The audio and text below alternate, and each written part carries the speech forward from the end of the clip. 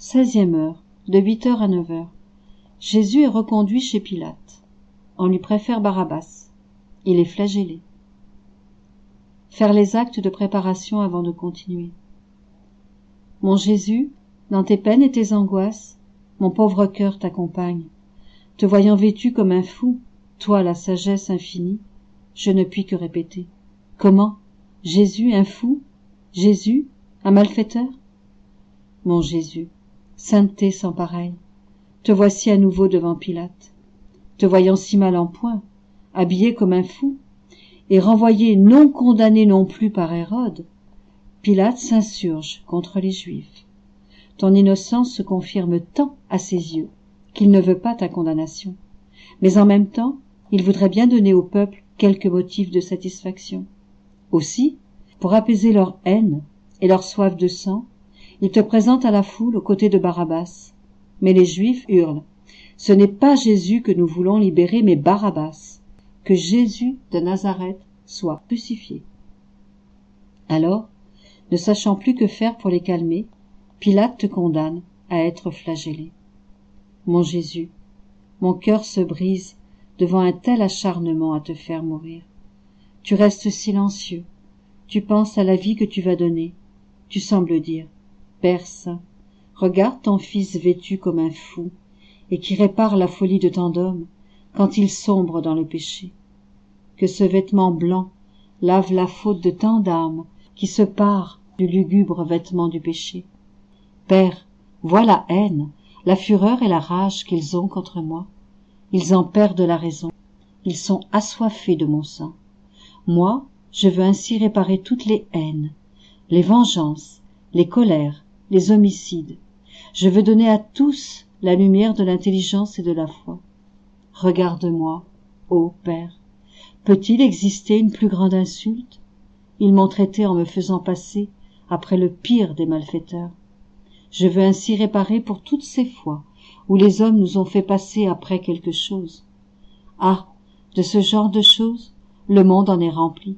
Après leur intérêt personnel, après leur vanité, après leur plaisir, après leurs affections, après leurs honneurs, après leurs ripailles, et jusqu'après le péché même, les hommes peuvent nous faire passer après tout. Ils en sont tous capables, tous. Ils peuvent nous faire passer après la moindre futilité. Et moi, j'accepte qu'on me fasse passer après Barabbas pour réparer toutes les fois où les hommes nous font passer après quelque chose. Mon Jésus, je meurs de douleur et de confusion devant l'immensité de ton amour au regard de tant de haine, devant ta dignité au regard de tant de bassesse. Tes paroles expiatrices, comme autant de flèches, transpercent mon cœur. Dans ma douleur, je redis avec toi les mêmes supplications. Je ne veux rien perdre de ce que tu fais pour nous. Je ne peux me détacher de toi. Mais que vois-je? Les soldats te conduisent près d'une colonne pour te flageller. Je t'accompagne. Jette sur moi un regard d'amour pour me donner la force de rester près de toi et d'assister à cette atroce boucherie. Jésus flagellé et très pur, te voici près de la colonne. Les soldats en furie t'attachent. Mais ce n'est pas tout. Ils t'arrachent brutalement tes vêtements, ce qui déchire tes chairs. Mon amour et ma vie, te voir ainsi me blesse d'une telle douleur que je crois m'évanouir. Tu trembles de la tête aux pieds. Ton visage rougit de confusion. Honteux et exténué, tu es sur le point de défaillir. Même les soldats qui te soutiennent, non pas pour t'aider, mais seulement pour t'attacher, ne te laissent pas t'affaisser. Déjà, ils s'emparent de cordes, te ligotent si étroitement les bras qu'ils enflent, et qu'aussitôt le sang gicle au bout de tes doigts. Puis ils t'attachent à la colonne et enroulent les cordes jusqu'aux pieds. On t'attache si serré que tu ne peux faire un seul mouvement. Ils sont ainsi plus libres, eux, pour s'acharner contre toi. Quoi? Mon Jésus dénudé? Toi qui habilles toute la création? Le soleil de lumière, la nuit d'étoiles, les plantes de feuilles, les oiseaux de plumage? Toi, dévêtu? Quelle audace! Mon bien-aimé Jésus, par l'éclat de son regard me dit, tais-toi, mon enfant. Il était nécessaire que je sois ainsi dénudé pour ceux qui se dépouillent de toute pudeur, de toute candeur, de toute innocence. Il fallait que je répare pour ceux qui se dévêtent des vertus de ma grâce et s'habillent de souillure comme des bêtes. Ma rougeur virginale répare pour les innombrables malhonnêtetés, les mollesses et les plaisirs grossiers. Vois ce que je fais, prie et expie avec moi. Mon Jésus flagellé, ton amour va d'excès en excès. Les bourreaux s'emparent de cordes, te frappent sans pitié, et si brutalement que ton corps est couvert d'échymoses. Le sang coule. Ils te frappent à nouveau et lacèrent tes chairs très pures. Cela ne leur suffit pas. 2 soldats, à l'aide de chaînes et de crochets de fer, prolongent ton supplice. Au premier coup, tes tendres chairs meurtries se déchirent davantage encore, et des lambeaux tombent à terre. Les os sont mis à nu, le sang coule abondamment et forme une mare autour de la colonne. Mon Jésus dénudé, mon amour, sous cette pluie de coups, j'enlace tes pieds pour prendre part à tes souffrances et me laisser entièrement recouvrir de ton précieux sang. Ô Jésus, flagelle-moi l'intelligence et mets en fuite toutes les pensées qui pourraient m'éloigner de toi. Flagelle-moi les yeux, et s'ils se tournent pour regarder les choses de la terre, fais en sorte qu'un coup de tes fouets les attire à n'admirer que toi. Le bruit de tes fouets me parvient aux oreilles, ô Jésus. Mon Jésus, quand tu me verras attentif à écouter des choses qui me distraient de toi, fais en sorte qu'un coup de tes fouets me fasse écouter seulement ta voix. Ô Jésus, flagelle-moi le visage, et si quelque acte de complaisance ou de respect de soi pouvait m'impressionner, que les coups de tes fouets me détachent de la terre et me poussent à regarder seulement le ciel. Ô Jésus, flagelle-moi la langue et les lèvres, et si elles osaient prononcer des paroles qui ne soient pas amour, ta gloire, fais en sorte que tes fouets, en me battant, me jettent du feu et des flammes pour me faire brûler d'amour. Ô Jésus, flagelle-moi les mains, afin que je ne fasse aucun mouvement et n'accomplisse aucune œuvre qui ne soit marquée du sceau de ton amour.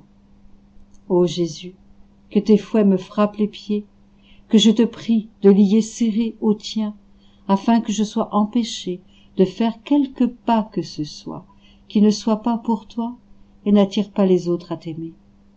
Ô Jésus, flagelle-moi le cœur avec ses tendances, ses affections et désirs, afin que chaque coup que je recevrai soit une blessure à mon cœur, et que ces coups fassent renaître en moi la vie de l'amour. Mon Jésus, j'entends tes gémissements, mais tes bourreaux ne les entendent pas à cause des coups assourdissants. Dans ta plainte, tu dis, vous tous qui m'aimez, venez apprendre l'héroïsme du vrai amour, venez étancher dans mon sang toutes vos soifs, celles de vos passions, de vos ambitions, de vos désirs, de votre sensualité. Dans mon sang, vous trouverez le remède à tous vos maux. Regarde-moi, ô Père, mon corps n'est qu'une plaie vive sous les coups, mais cela ne suffit pas. Je veux autant de plaies dans mon corps qu'il me faut de place pour recevoir en moi toutes les âmes. Il faut qu'elles puissent trouver en moi leur salut. Je dois les faire passer du ciel de ma chair au ciel de ma divinité. Père, que chaque coup reçu répare, à tes yeux, chaque espèce de péché. Pour chaque coup porté, il faut que nous puissions pardonner. Il faut que ces coups flagellent, à leur tour, le cœur des hommes, qu'ils les touchent, leur parlent de mon amour pour eux et les forcent à se rendre. Et tandis que tu parles à ton Père, tu souffres avec tant d'amour que tes bourreaux redoublent de rage à te frapper encore et encore, en dépit de ta souffrance déjà immense. Mon Jésus, ton amour m'écrase, me rend fou. Tes bourreaux seront épuisés avant que ton amour le soit. Ils sont, eux, fatigués et ne peuvent plus prolonger cette terrible boucherie. Ils te coupent tes cordes et presque mort, tu tombes dans ton propre sang. Dans tes chairs arrachées, tu meurs de douleur en voyant les âmes qui t'ont été arrachées, la perte des réprouvés. et ta douleur est telle que tu agonises presque dans ton sein. Mon Jésus, laisse-moi te prendre dans mes bras, pour te réconforter un peu de mon amour. J'embrasse toutes tes plaies, et dans ce baiser, j'enferme toutes les âmes en toi. Ainsi, aucune plus jamais ne se perdra. Et toi, Jésus, bénis-moi. Réflexion. De 8h à 9h, Jésus est nu et on le frappe cruellement. Et nous, sommes-nous dépouillés de tout? Jésus est attaché à une colonne. Et nous, sommes-nous liés par l'amour? Jésus est attaché à la colonne. Et nous, par nos péchés et nos attachements à des choses parfois bien futiles, nous ajoutons nos propres cordes à celles des Juifs. Jésus, d'un regard plein de supplication, nous appelle pour qu'on l'en détache. Ne voyons-nous pas, dans ce même regard, comme un reproche qu'il nous fait d'avoir contribué à l'attacher ainsi? Pour le soulager, nous devons d'abord ôter nos propres chaînes, avant d'enlever celles des autres hommes.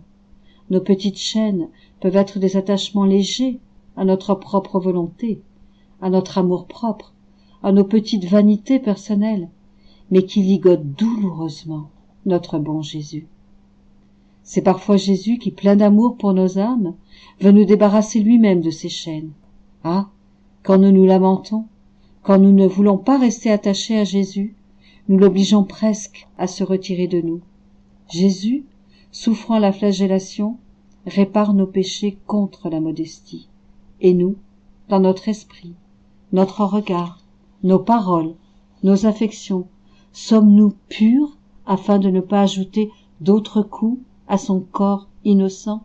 Sommes-nous toujours attachés à Jésus, prêts à le défendre quand il est frappé et offensé par les hommes?